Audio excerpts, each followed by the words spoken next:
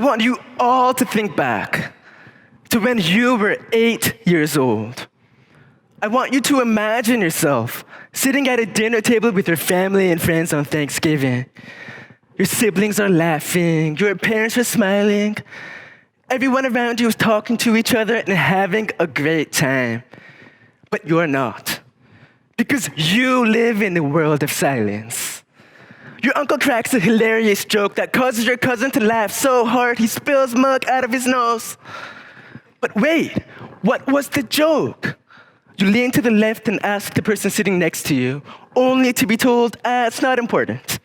I'll tell you later. So what do? Phase 1, you pretend to follow along in conversations with fake laughs and smiles. Phase 2, you get tired of faking your emotions and slowly begin to separate yourself from the table. Phase 3, you escape reality completely and immerse yourself into a world of your own imagination. This is my story, and this is the story of millions of deaf and hard of hearing children out there in the world today. I lost most of my hearing at the age of 3 and gradually became deaf over a span of 5 years. A healthy form of communication did not exist with my friends and family.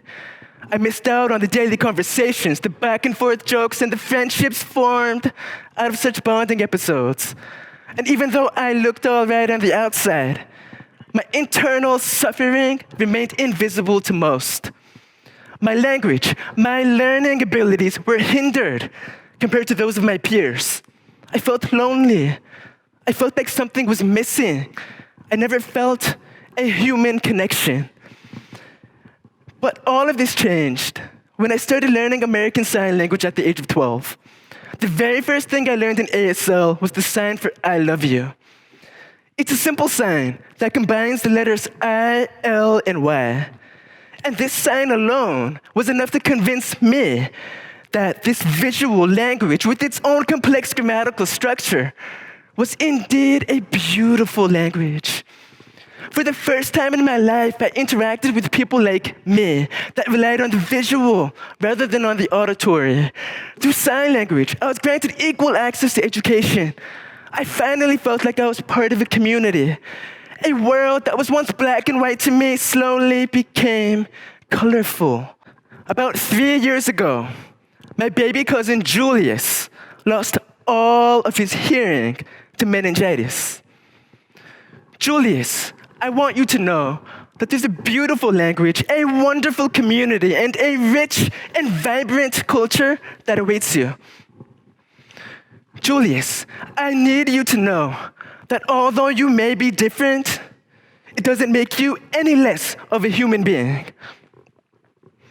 Julius inspired me to start Signs for Humanity, a social media initiative with a simple goal: to spread awareness of the beauty of sign language. A few months ago, I created a video on Facebook where I taught 10 signs that every parent should teach their babies, whether they are hearing or deaf. These signs allow for babies to communicate effectively with their parents nearly 6 months before being able to even speak. And the response was phenomenal.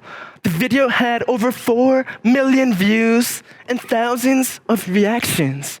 So many parents were supportive of their hearing babies learning signs to communicate early on, and that is fantastic. But what I slowly realized was that it's quite the opposite for deaf babies. Around 90% of deaf babies are born into hearing families. The harsh reality is that parents tend to look at their deaf children and panic. Of course, they want the best for their children, and are oftentimes advised to force their deaf children to learn how to speak and listen, to be normal. Even when doing so is detrimental to the child's critical period of language development and acquisition. But listen to this. Deafness is not the limitation. The limitation is the lack of awareness in today's society.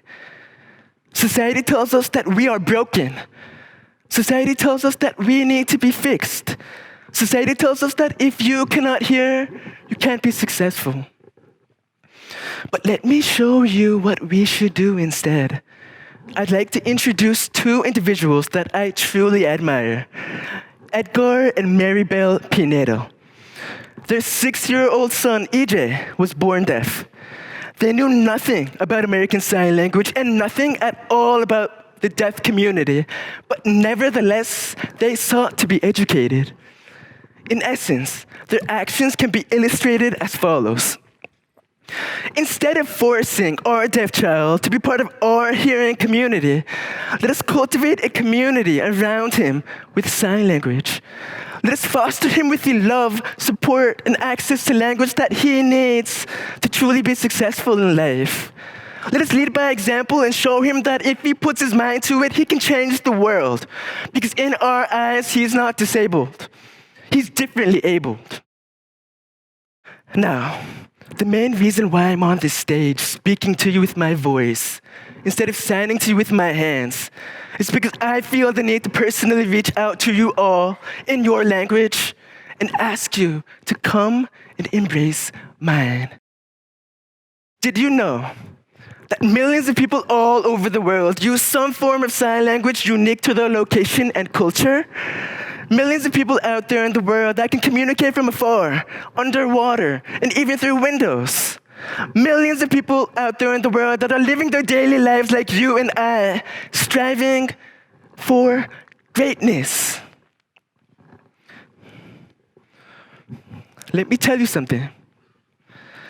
The innate beauty of sign language is that it allows for us to express ourselves with not just our hands, but with our face and body in a creative three-dimensional way. It provides a medium of meaningful and effective communication, not only for the deaf and hard of hearing, but for our friends on the autism spectrum, and for our friends with Down syndrome and cerebral palsy. Sign language is my superpower.